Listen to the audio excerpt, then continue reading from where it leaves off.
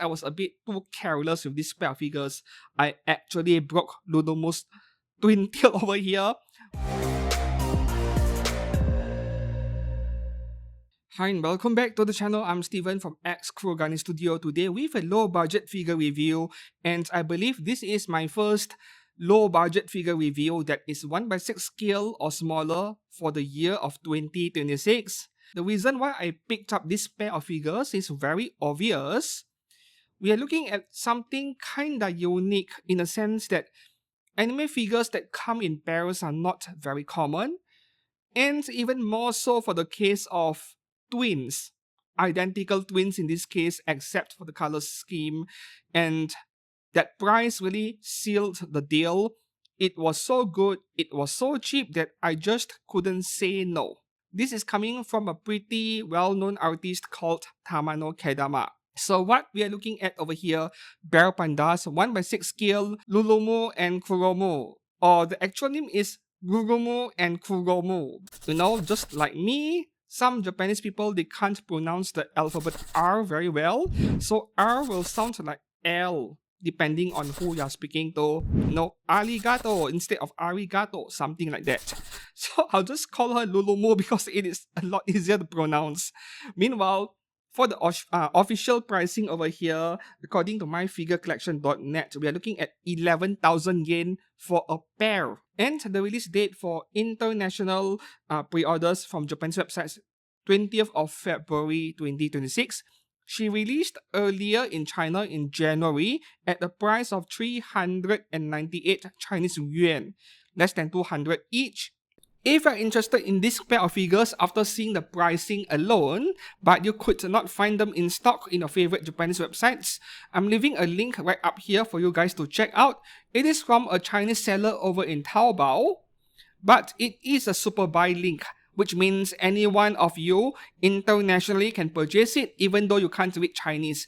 And Superbuy is today's sponsor for this figure review right here. Superbuy is a proxy service where for those of you who can't communicate well in Chinese but you want to buy figures or other merchandise from Taobao, you can make use of Superbuy to buy from multiple different sellers and then ship it to the warehouse over at Superbuy, where you can combine ship and forward it to you in your country where you save on shipping cost. So if you want to make sure you get stuff nicely without any damage, like the Hobby Sakura Nikkei figure that I reviewed last week, she arrived perfectly and that was with Superbuy, then you should check out this service. If you have not signed up for one, please do make use of my links down in the description below to sign up for an account today. And from time to time, they will have offers. They'll run promos, discounts, and so on. Don't forget to follow the subreddit r/superbuy to get more deals over there. So thanks a lot to Superbuy for sponsoring today's figure review, and let's get back to where I left off. For the height of this pair of figures, on myfigurecollection.net, as quoted by Bear Panda officially, 26.5 centimeters, but the numbers I got is quite a bit taller actually, including the base all the way to the top of this black bunny ear over here. That would be 28 centimeters. Maybe Bear Panda was quoting the numbers without including the base, which I really appreciate. I really like that because the Japanese includes the base in the measurement. So without the base, that would be 27 centimeters, close enough. But the length of these ears over here, they are roughly 3 centimeters each. So head height is around 25. Meanwhile, for the stability of the figure when shaken, right, they do wobble a bit, but not too bad, partly because their hairs are clamping against each other, forming a love shape at the back of the figure. So they are kind of like being partially tied together, which can both be a good thing or a bad thing. The good thing is that there is more stability, as if we are looking at one single figure with both legs plugged into the base, so it does not wobble too much. Stability score, I can give it a solid 8 out of 10. However, if you were to display them separately with their own individual bases, then yes, the figure would wobble a bit more and the score goes down to 7 out of 10. Does not really matter because this pair of figures, they have a very balanced weight distribution. Leaning won't be an issue in the long term. The bad thing about the hair over here, the twin tails being tied together, there are two problems. Number one, in the long term, we don't know if paint transfer will eventually happen. Normally, we don't want any anime figures to have physical contact with each other, no matter which figure, because the paint can eventually rub on each other. You get paint transfer and scratches. Will that happen in the long term remains to be seen. The second problem is what I faced over here, partly because I was a bit too careless with this pair of figures. I actually broke Lulumu's twin tail over here while trying to loop their hair together to form that love shape. I was trying to adjust it and I used a bit too much force and I broke one of the twin tails. Yes, I can super glue it back. And the fact that the hair are meant to be looping against each other for extra stability and for the love shape means that the twin tail will be glued back in no time because there's something helping to hold on the twin tails as the glue sets. So I feel like the mistake I made over here is that I should have removed the entire head while I was adjusting the hair and then plug the head back in instead of trying to forcefully twist the twin tails. So this PVC hair over here, they are not as flexible as it seems. Be very careful with it. Alright, so let's talk about the box over here. The box is pretty average, I would say. Your typical paper boxes does not offer much protection to the figure. A bit flimsy as well. But these are low budget figures, I wouldn't complain too much. So the box gets maybe 5.5 out of 10. Perfectly average, but nothing too bad about them, right? Design is also a bit on the plain side, but hey, this cost less than $30 each. For the assembly process, you to get two separate sets of base.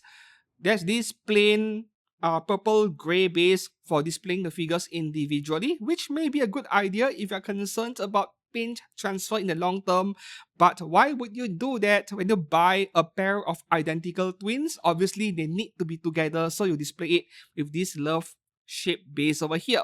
You just plug the figure into the base, and one difficulty I faced during my unboxing video was that I really struggled to look for the hole in Kuromu's butt because it is so black. Like the paint they used is so dark and so black that even though the hole is right in front of me, I couldn't see it. So maybe use a torch light from a smartphone, the LED light, the flashlight. When you're assembling the tail, that could be a good idea. And as I described earlier, my struggles with looping the hair together, you might want to be extra careful. Their heads are removable. And of course, you do get a pair of extra 3D eye tracking faceplates for each of these two figures over here. This is normal for Bear Panda and even Animaster at times. They provide this with almost every figure that they release. So with this pair of eye tracking faceplates, these are the lower quality ones. I've seen better ones out there, but those are found in more expensive figures. And we're talking about 250 to 300 Chinese yuan for each figure, or around 8 to 10,000 yen for each 1/6 scale figure. Those get higher quality 3D eye tracking faceplates. This is half of that, 5 to 6,000 yen each. The eye tracking faceplates are not as good in the sense that if you look carefully, the eyes are not really moving that much. When you look around the figure from different directions, you can see the eyes move, but ever so slightly, not much.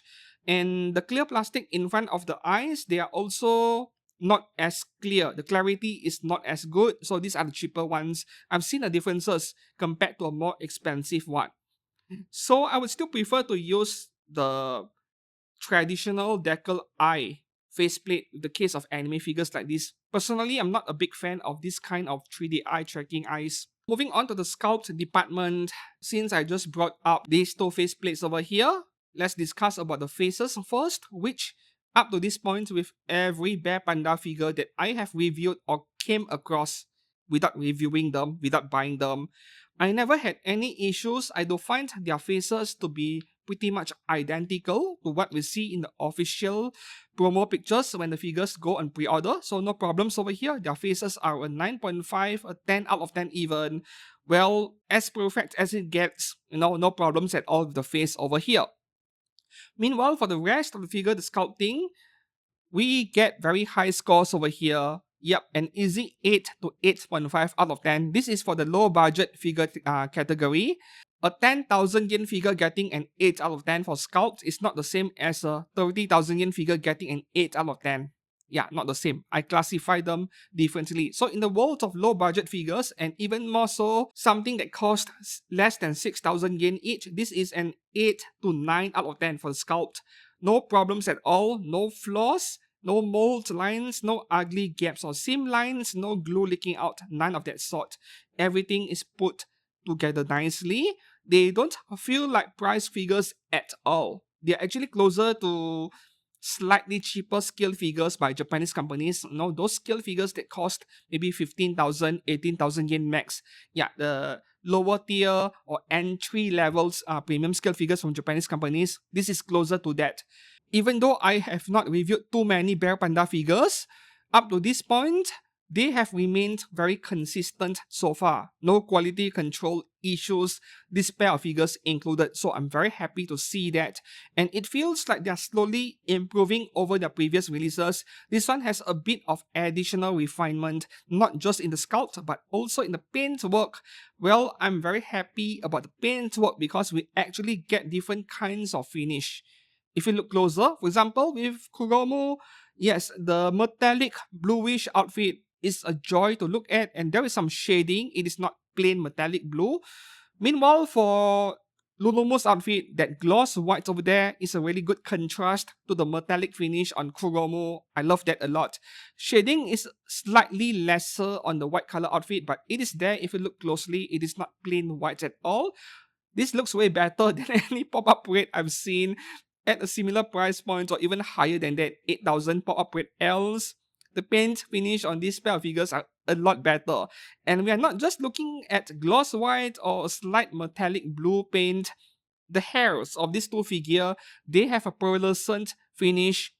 And depending on what kind of person you are, you may not like this pearlescent look because it could remind you of the cheap glitter glue we see children play with.